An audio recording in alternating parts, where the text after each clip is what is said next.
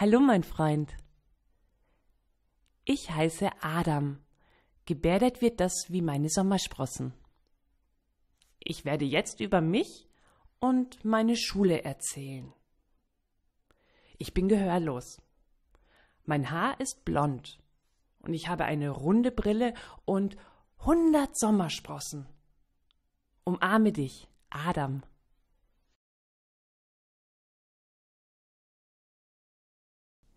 Meine Familie. Mein Papa heißt Andreas. Er wird so wegen seinen abstehenden Haaren gebärdet. Meine Mama heißt Brigitte. Ihr Gebärdenname sieht aus wie ihr Pferdeschwanz. Meine kleine Schwester heißt Hanna und ihre Gebärde kommt von klein. Und ich bin Adam. Wir heißen alle mit Familiennamen Blume. Alle in meiner Familie sind gehörlos. Wir wohnen in einem gelben Reihenhaus.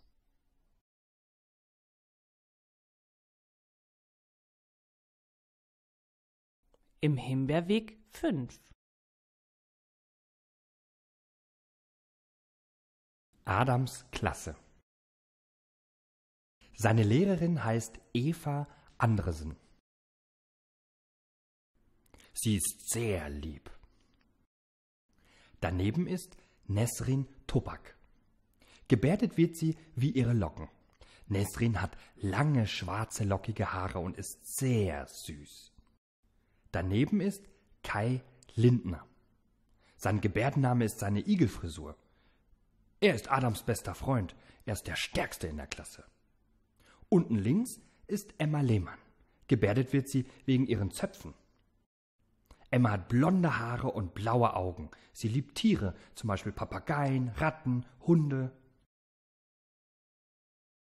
Peter Müller. Peter ist der Größte in der Klasse. Er liebt Bücher.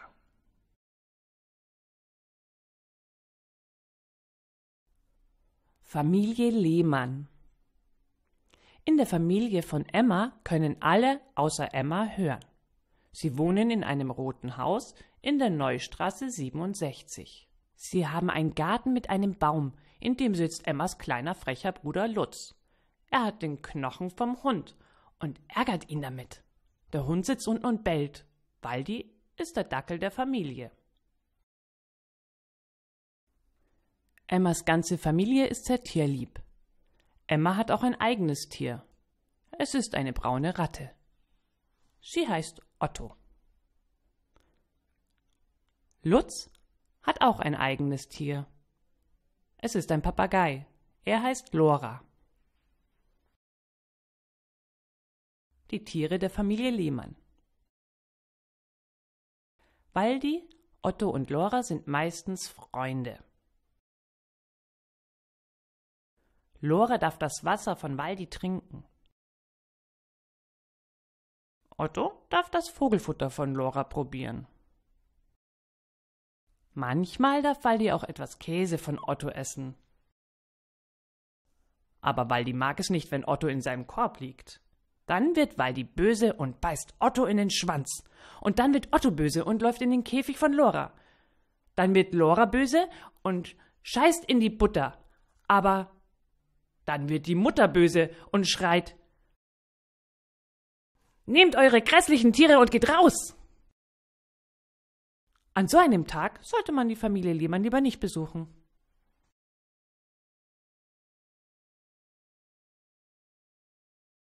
Zu Hause bei Nesrin. Heute Morgen erzählte die Lehrerin, dass Nesrin Windpocken bekommen hat. Sie hat viele rote Punkte im Gesicht. Kai glaubt, dass die vielen roten Punkte vom Wind kommen. Aber ich weiß, dass es eine Krankheit ist, weil ich sie auch schon hatte. Die Lehrerin fragte, wer Nesrin das Mathematikbuch bringen möchte. Ich möchte. Ich hatte ja schon Windpocken gehabt. Außerdem wohne ich bei Nesrin in der Nähe. Ich war noch nie bei Nesrin, aber ich weiß, wo sie wohnt. Bald bin ich da. Es fühlt sich so an, als ob ich Schmetterlinge im Bauch habe und meine Beine sind so weich wie Spaghetti. Im rechten Hochhaus wohnt Nesrin. Sie wohnt im 5. Stock. Ich fahre mit dem Aufzug hinauf. Die Mutter von Nesrin öffnet die Tür. Hallo Adam. Hallo. Ich komme mit dem Buch von Nesrin, das ich ihr geben will. Okay, komm herein. Danke. Im Flur ist es voll von Kindern. In der Küche stehen 3 Frauen und backen. Da kommt Nesrin. Sie sieht süß aus mit ihren Windpocken. Hallo Nesrin. Du hast aber viele Geschwister. Nesrin lacht. Nein, ich habe nur 4 Geschwister. Die anderen sind meine Cousinen. Zusammen gehen wir in das Wohnzimmer. Dort stehen ein Sofa, 2 Sessel und ein Fernseher. Es gibt keine Fotos an den Wänden, nur auf dem Boden liegt ein dicker, weicher Teppich. Dort auf dem Boden sitzt eine alte Frau. Wer ist sie? Frage ich. Das ist meine Oma. Ach, ich hab sie so lieb. Nesrin umarmt ihre Großmutter. Nesrins Oma sagt etwas zu Nesrin. Ich verstehe nichts. Sie spricht Türkisch. Was sagt sie? Frage ich. Dass du süß bist. Meine Oma spricht nur Türkisch. Willst du Fotos von mir sehen, als ich klein war? Ja, gerne. Sie holt ein Fotoalbum. Wir schauen es an und sie erzählt von der Türkei. Oh, es ist schon spät. Ich muss schnell heim. Tschüss. Das Essen in der Schule. Das Essen in der Schule ist fast gut. Nur der Fisch und der Speck ist ekelhaft. Es gibt braune Bohnen und der Speck, der wird lieblos auf den Teller geschmissen. Alle in der Klasse hassen Speck. Nur Karin, sie darf gar keinen Speck essen, denn sie darf kein Schweinefleisch essen, weil sie Muslimin ist. Einer der vielen Köchinnen heißt Karin.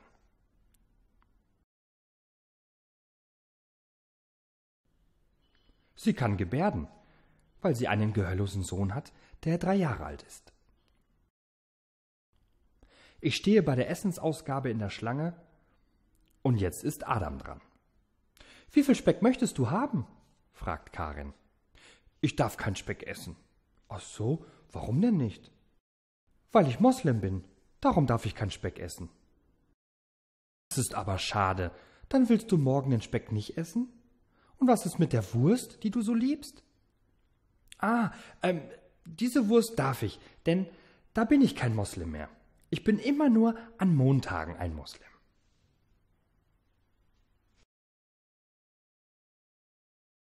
Die schwarze Brille.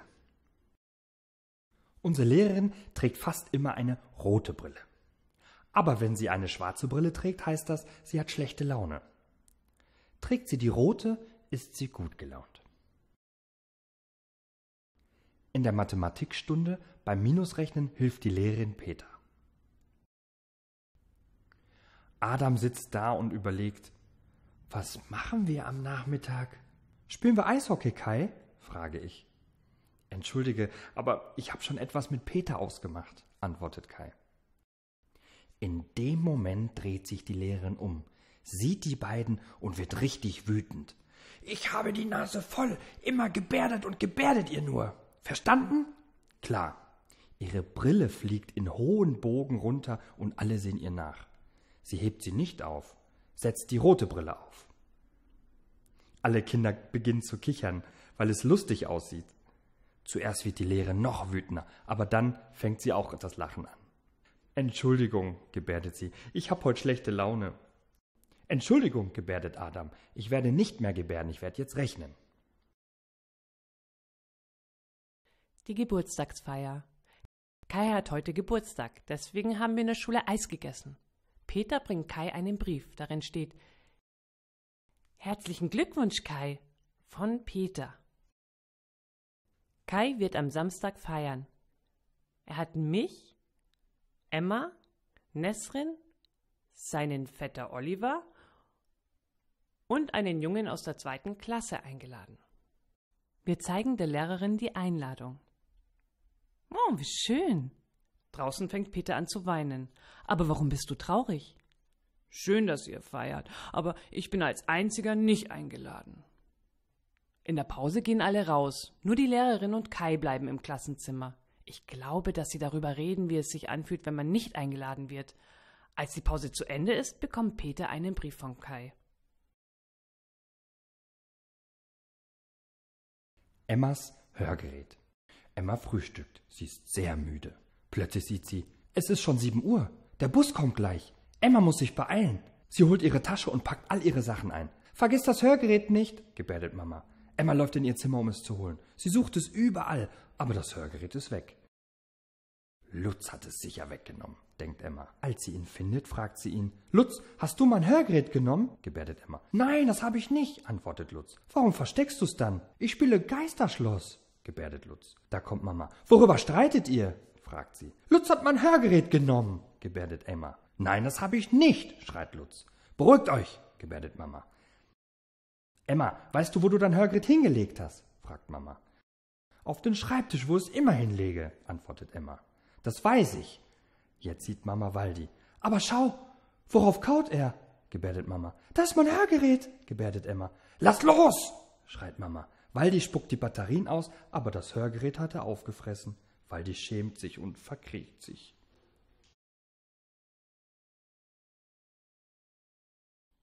Bei Oma und Opa. Oma und Opa sind gehörlos. Sie haben immer viel Zeit. Wir sitzen und gebärden zusammen einige Stunden lang.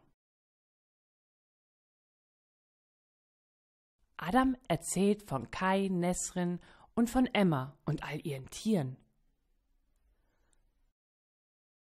Großvater erzählt, wie es früher auf der Gehörlosenschule war. Er erzählt viele Geschichten. Großvater erzählte, dass es schön war. Es gab große Schlafsäle mit Betten, die in langen Reihen standen. Es standen nicht nur 1 oder 2 Betten, nein, es standen viele nebeneinander. Sie hatten oft Unsinn gemacht, Geister gespielt und so etwas. Einmal hatten Großvater und sein Freund Anton, sein Gebärdenname ist A wie Anton, die Mädchen erschreckt. Sie sagten, dass es Geister auf dem Dachboden gibt. Aber das stimmte gar nicht. Sie haben die anderen nur ärgern wollen. Großvater und Anton zogen sich Laken über den Kopf und schlichen sich ganz leise in den Schlafsaal der Mädchen. Und erschreckten sie. Hua, sie flatterten mit den Armen und die Mädchen fürchteten sich und schrien vor Angst. Aber da kam die Erzieherin die Treppen hinauf, machte die Türe auf und zog die Laken von den Geistern weg. »Ah, da seid ihr 2«, sagte sie. »Ihr müsst zur Strafe morgen den Boden schrubben.« Die beiden gehorchten und standen am nächsten Tag auf und schrubbten gleich den Boden.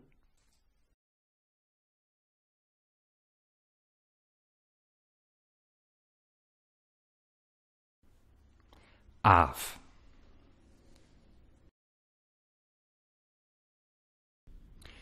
Hanna und Adam finden, es macht Spaß, bei Oma und Opa zu schlafen. Da gibt es eine alte Küchenbank, die man ausziehen kann. Oft ziehen sie eine Decke über ihre Köpfe, damit es eine gemütliche Höhle wird.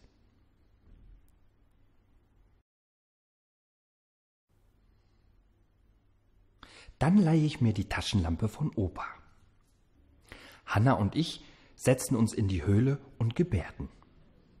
Meistens spielen wir mit Arv. Arv ist ein grüner alter Mann vom Mond. Wenn ich 3-mal mit der Taschenlampe blinke, dann kommt er. Arv kann gebärden, aber er gebärdet nur mit mir. Darum muss ich Hanna erzählen, was er gebärdet.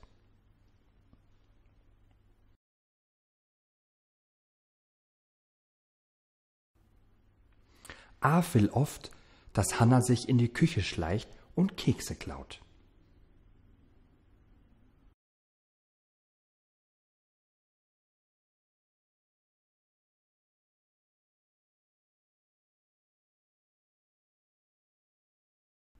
Dann entscheidet Arv, dass die Jungen 3 Kekse bekommen.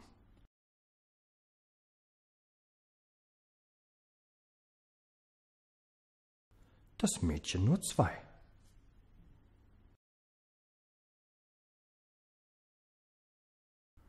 Da wird Hannah sauer und will nicht mehr spielen.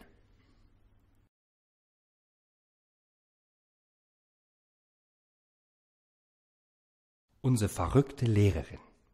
Unsere Lehrerin ist sehr lieb, ja. Aber manchmal ist sie ein bisschen verrückt. Eines Tages kommt Emma nach der Pause mit einer grünen Raupe. Wir finden sie ekelig. Kai will die Raupe unbedingt tot machen. Da wird die Lehrerin wütend. Sie erklärt uns, dass die kleine Raupe ein Blatt ist, um zu wachsen und groß zu werden.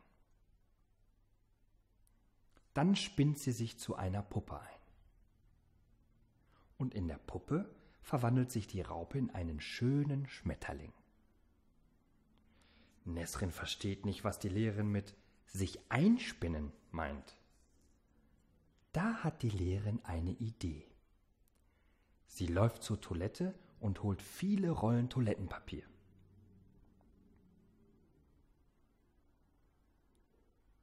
Dann fragt sie, wer eine Raupe sein will.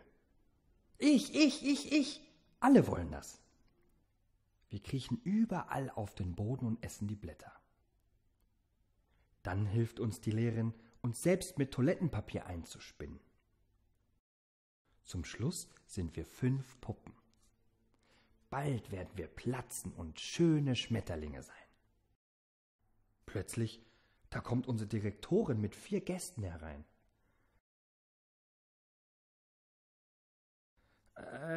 Willkommen, sagt die Lehrerin verlegen. Hier sind meine 5 Puppen, ich meine meine Schüler.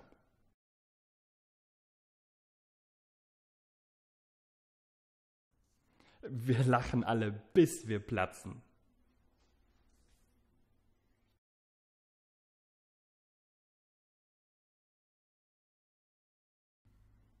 Der Hausmeister. Unser Hausmeister heißt Andi. Er kann gebärden. Er ist gehörlos, genau wie wir. Er kann sehr gut Sachen reparieren. Einmal reparierte er mein Polizeiauto. Aber eigentlich soll er wohl nur Karten reparieren und Bänke und solche Sachen. Alle mögen Andi. Er macht immer in den Pausen Spaß mit uns. Früher dachten wir, dass Andi in der Schule wohnt, weil er immer da ist, wenn wir kommen oder heimfahren.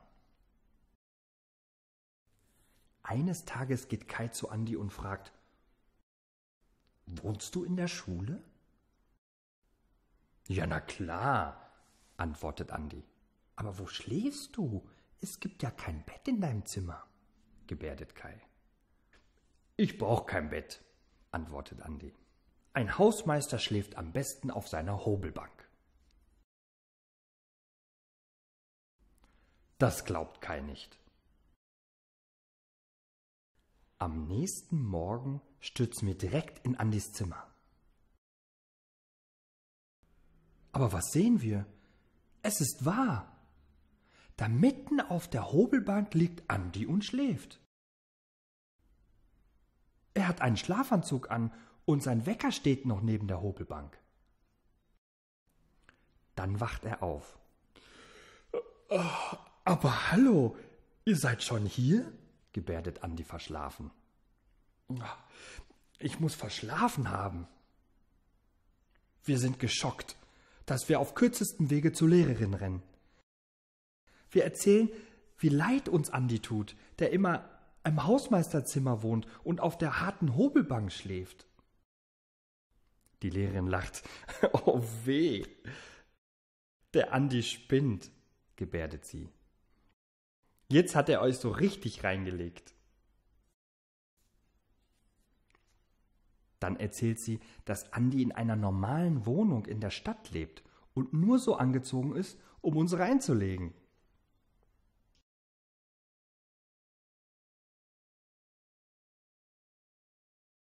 Emmas Lieblingstier. Morgen sollen wir über unsere Lieblingstiere erzählen. Emma erzählt, dass sie zu Hause eine Ratte, Otto, hat. In der Klasse glaubt es keiner und sie finden Ratten eklig. Aber Emma sagt, dass Otto lieb und süß ist. Das glaubt niemand. Emma überlegt, Otto morgen mitzunehmen. Am nächsten Tag erwacht Emma. Hurra, heute kann ich ihn mitnehmen. Du sollst mich heute begleiten, gebärdet sie Otto und steckt ihn in die Schultasche. Emma schleicht sich in das Klassenzimmer und versteckt Otto in der Bank. Psst, sei still. Da kommen die anderen. Es läutet. Wer will anfangen, über sein Lieblingstier zu erzählen? Fragt die Lehrerin. Ich will. Aber da kommt der Hörgeräteakustiker hinein. Emma, holst du bitte deine Hörgeräte? Nein, mag ich nicht. Ich will jetzt über mein Lieblingstier erzählen. Emma, hol sie jetzt. Wir warten auf dich. Wir können in der Zwischenzeit die Mathematikaufgaben verbessern. Emma und der Hörgeräteakustiker gehen. Die Lehrerin geht zur Bank von Emma und öffnet sie. Da hüpft Otto heraus und springt über sie drüber. Die Lehrerin hat Angst und springt auf einen Stuhl. Kai hält sich für stärker. Er nimmt einen Papierkorb, er drängt Otto in die Ecke und die Ratte bekommt Angst und springt direkt auf Kai zu. Da bekommt auch Kai Angst und springt zur Lehrerin und klammert sich an sie. Emma kommt zurück. Beruhigt euch, was ist passiert? Was ist passiert? Fragt sie. Otto springt auf Emmas Brust und Emma streichelt ihn beruhigend. Otto will wohl nie mehr mit zur Schule gehen.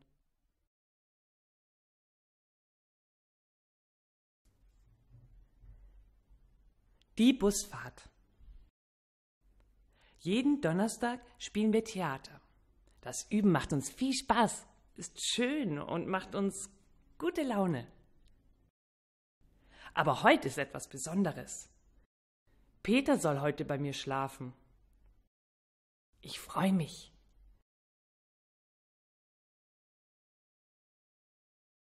Nach den Theaterübungen warten wir auf den Bus. Dann kommt der Bus Nummer 12. Wir steigen ein und er fährt los. Kai fährt nicht mit, er wartet. Seine Mama wird ihn abholen. Wir sehen sehr viele Autos. BMWs und schnelle, teure Autos. Kais Mama sitzt in einem teuren, roten, wahnsinnig tollen Auto. Wir winken ihr zu. Kai dreht sich sauer weg. Wir fahren weiter. Doch plötzlich bleiben wir stehen. Wir wundern uns, dass der Bus nicht weiterfährt. Da kommt der Busfahrer. Er redet mit uns, aber wir verstehen ihn nicht und wir schreiben ihm auf, dass wir gehörlos sind. Und geben ihm das Papier. Nun begreift der Busfahrer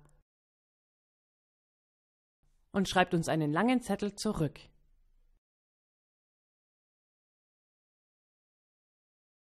Ihr müsst umsteigen in einen anderen Bus. Wir schreiben ihm: Wir wohnen im Himbeerweg 5. Er liest und schreibt uns eine Antwort.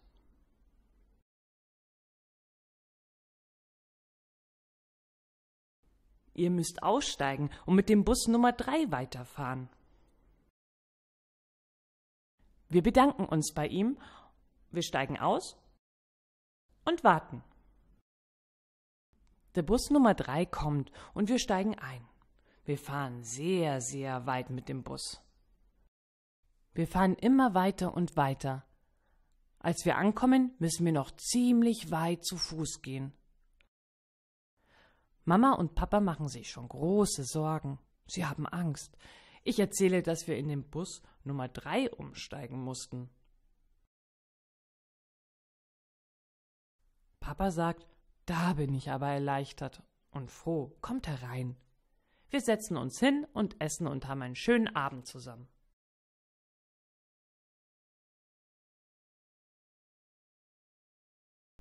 Der Studientag. Gestern war Studientag an meiner Schule. An Studientagen haben alle Kinder frei. Aber die Lehrer müssen in die Schule gehen. Meine Lehrerin soll mehr Mathe lernen. Komisch. Aber meine Lehrerin kann doch rechnen. Ich wusste nicht, was ich am Studientag machen sollte. Deshalb nahm meine Mutter mich zur Arbeit mit.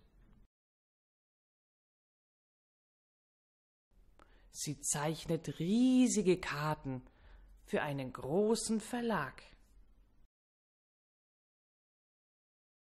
Ich half meiner Mutter, das Meer blau zu malen. Oh je, wo sind die 2 Inseln? Sie verschwanden, weil ich darüber gemalt hatte. Um 12 Uhr war Mittagessen. Da gingen wir in die Kantine. Das ist ein wirklich großer Speisesaal mit vielen Tischen. Dort wollten wir essen. Wir gingen zu einem Tisch nahe am Fenster. Da erblickte ich Bernd, ein Freund von meinem Papa. Ich war sehr überrascht. »Arbeitest du auch hier?« gebärdete ich. »Hallo Adam«, gebärdete er. »Toll, dass du uns heute besuchst.« Es arbeiten ungefähr 200 Menschen im Verlag von meiner Mutter, aber nur 6 sind gehörlos. In der Mittagspause treffen sich alle Gehörlosen und gebärden. Das ist gemütlich. Bernd erzählt oft lustige Geschichten und alle lachen. Nach der Mittagspause folgte ich Bernd neugierig. Ich wollte wissen, was er genau arbeitet. Aha. Bernd arbeitet in der Druckerei und druckt die Karten, die meine Mama fertig gezeichnet hat. Ich gebe die fertigen Zeichnungen an Bernd weiter. Alle, die in der Druckerei arbeiten, können hören. Nur Bernd nicht, er ist gehörlos. Er kommuniziert mit seinen Arbeitskollegen, indem er vom Mund abliest.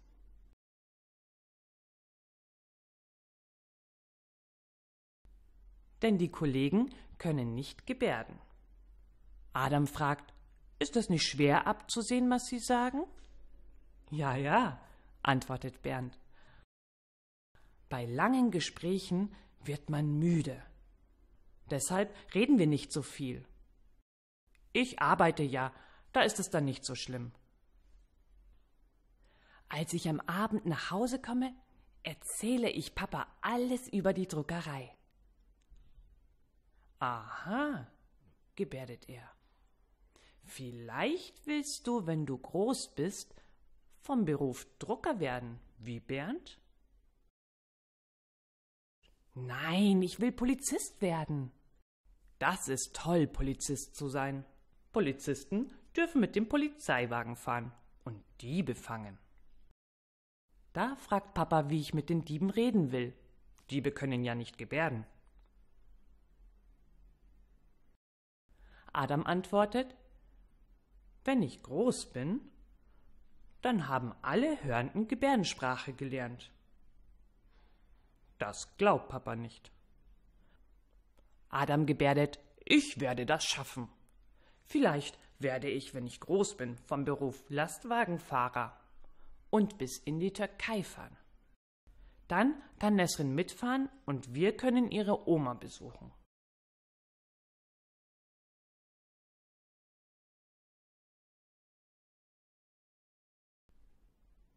Af kommt zurück.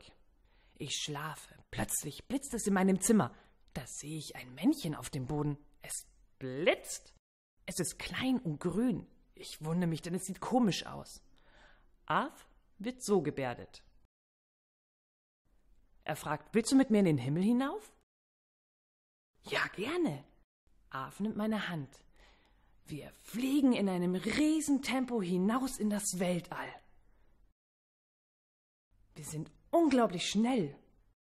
Die Erde wird klein und immer kleiner, bis sie ganz verschwindet. Auf der anderen Seite kann ich den Mond sehen. Später sind überall kleine Afe. Hallo, sage ich und sehe sie an. Sie beobachten mich schaumböse. Dann beißen sie mich in die Beine, ziehen überall an mir. Ich mag sie nicht. Adam ruft verzweifelt nach Af. Wo bist du, Af? Wo bist du? Hier, rufen alle kleinen Männchen um mich herum. Ich mag nicht mehr auf dem Mond bleiben. Mir gefällt es hier nicht. Ich will nach Hause. Ich möchte nach Hause. Da sagt einer zu mir, dann spring doch. Ich nehme meinen Mut zusammen und springe. Plötzlich fliege ich zurück durch das Weltall mit einer großen Geschwindigkeit, unglaublich schnell. Mir wird schwindelig, mein Haus kommt näher. Hilfe! Der Mond wird immer kleiner. Wie gut, die Erde kommt näher. Wie bremse ich? Dann falle ich auf den Boden. Au! Alles tut weh. Aber bin ich? Hä? Warum liegt da das Buch? Warum die Brille? Warum das Auto? Und warum habe ich meinen Schlafanzug an? Und warum tut mein Popo so weh? Ach, das war ein Traum. Ich habe geträumt. Anna ist Dolmetscherin. Meine Mama hat eine Cousine, die heißt Anna. Als ich sehr klein war, sah ich, wie sie mit meiner Mama viel und gut gebärdet. Ich war erstaunt, als ich erfuhr, dass sie hörte. Anna ist Dolmetscherin. Sie übersetzt zum Beispiel im Krankenhaus, in Schulen, Firmen und vielen anderen Orten. Der Arzt fragt Adam: Hast du Schmerzen im Hals? Adam erzählte, dass es wahnsinnig weh tut, wenn er morgens vom Brot abbeiße. Ich beiße ab und kann es nur sehr schwer hinunterschlucken. Und dann brennt alles und es schmerzt im Hals. Der Arzt überlegt einen Moment. Dann unterhielten sich Mama, die Dolmetscherin und der Arzt sehr lange. Wenn der Arzt redete, gebärdet Anna zu Mama. Und wenn Mama gebärdet, dann redet Anna zum Arzt. Als wir beim Arzt fertig waren, gebärdete Anna: Ich muss mich beeilen, ich muss noch woanders dolmetschen. Wo? Fragte ich neugierig. Das darf ich dir nicht sagen, ich habe Schweigepflicht, antwortete Anna, verabschiedete sich und eilte davon.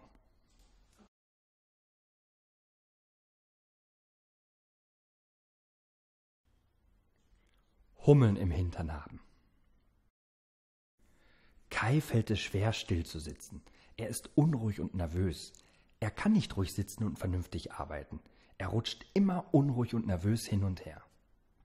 Die Lehrerin ärgert sich richtig über ihn. »Hör bitte auf, sei vernünftig«, ermahnt sie ihn. Sie sagt es ihm nicht einmal, sie sagt es ihm tausende Male, bis sie ihn fragt: »Hast du Hummeln im Hintern oder was?« Adam stellt sich vor, wie es aussieht, wenn es wahr ist. Hummeln, die um und in den Hintern fliegen? Ekelhaft, widerlich. Am nächsten Tag, als wir im Kreis auf dem Boden sitzen, erzählt die Lehrerin ein Märchen von den 3 Bären und einem Mädchen mit goldenem, sehr langen Haar. Als die Lehrerin erzählt, entdeckt sie, dass Kai verschwunden ist. Die Lehrerin ist verzweifelt. »Peter, wo ist Kai? Kinder, wo ist Kai? Wo ist er?« Peter meldet sich. Ich weiß es, er ist unter der Bank.« Die Lehrerin entdeckt ihn, bittet ihn zu sich und fragt: »Aber Kai, hast du wieder Hummeln im Hintern?« »Jetzt sind es kleine Bären«, antwortet Kai. Die Lehrerin lacht. Dann erzählt sie das Märchen weiter. Die 3 Bären finden das Mädchen mit dem goldenen Haar. Und sie bekommt solche Angst, dass sie wegläuft. Die Bären wollen ihr folgen, doch lassen dann von ihr ab und essen daheim.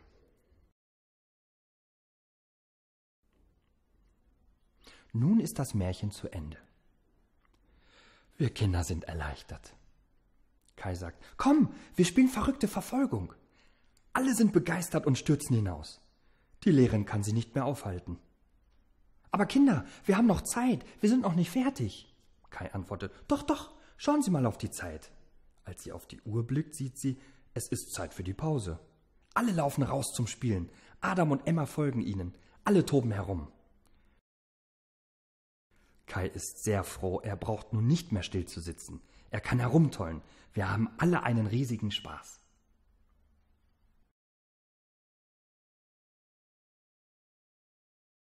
Liebt mich nicht. Liebt mich nicht. Liebt mich. Kai, Adam und die Liebe. Kai ist in Emma verliebt. Aber das weiß Emma nicht. Kai hat Glück, weil er in der Klasse neben Emma sitzt.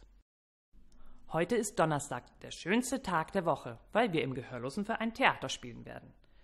Wir sind 8 Kinder, jetzt soll auch Emma mitspielen. Während wir im Bus auf der Fahrt zum Gehörlosenverein sitzen, gebärdet Kai heimlich. Meinst du, ob sie auch in mich verliebt ist? Wer denn? Emma natürlich. Andi ist der Theaterleiter. Ich glaube, er kann alles. Wir werden Dornröschen spielen, das Mädchen, das 100 Jahre lang schlief. Wer will Dornröschen sein? Fragt Andi. Emma will. Sie darf. Wer darf der Prinz sein? Kai ist glücklich, er wird Emma küssen dürfen. Ich soll die grausame Fee spielen. Prima. Ich bin eine richtig grausame Fee. Kai ist als Prinz sehr nervös. Emma ist ein süßes Dornröschen. Aber alles, was er macht, geht schief. Zuerst stürzt er vom Pferd, dann verliert er sein Schwert und zum Schluss stolpert er und fällt direkt auf Emma. Emma wird richtig sauer. Sie will nicht mehr mitspielen, wenn sie keinen anderen Prinzen bekommt. Sie geht sauer davon. Als das Theater zu Ende ist, kommt Emma zu mir. Kai ist dumm. Aber dich mag ich, Adam. Ich kann nicht schlafen, wenn ich an dich denke. Ich mag aber Nesrin. Sie ist so süß und hat so schönes Haar. Da ist Emma wieder sauer und geht. Kai hat alles gesehen. Jetzt bin ich nicht mehr in Emma verliebt. Ich bin jetzt auch in Nesrin verliebt. Das ist gut, weil wir das Gleiche mögen. Aber Nesrin weiß nichts davon. Auf dem Bauernhof. Heute wird Kais ganze Klasse nach Hause fahren. Andi wird uns mit dem Schulbus hinfahren. Die Reise wird bestimmt spannend. Die Familie von Kai wohnt auf dem Bauernhof. Sie haben ein Pferd, das Bruno heißt. 12 Hühner, 2 Katzen und 15 Schafe. Der Vater von Kai heißt Axel. Er gebärdet nicht so gut, aber er kann alle anderen Sachen. Er kann Traktor fahren, Schafe scheren, reiten. Kais Vater fragt uns, ob wir reiten wollen. Das will ich. Ich darf zuerst reiten. Axel hilft mir hinauf. Es ist schwer, ruhig zu sitzen. Das Pferd schaukelt so stark, dass ich fast meine Brille verliere. Dann kommt Kais Mutter mit dem Traktor gefahren. Wollt ihr mitfahren? Fragt sie. Das wollen wir. Adam und Nesrin steigen gemeinsam auf den Traktor. Wir fahren. Ich bin so glücklich. Du kannst mich besuchen kommen und bei mir für eine Woche im Sommer schlafen, gebärdet Kai. Mama, er darf das doch. Ja, natürlich, antwortet Kais Mutter. Super, das ist ja so langweilig im Sommer ohne Freunde, die gebärden können. Da ist es toll, jemanden zu haben, mit dem man sich unterhalten kann. Kai und Adam gehen gemeinsam zum See. Dort sitzen sie und überlegen, was sie im Sommer machen werden. Wir werden Traktor fahren und so etwas. Wenn es warm ist, dann gehen wir schwimmen. Oh, ich wünschte, dass schon morgen Sommerferien wären.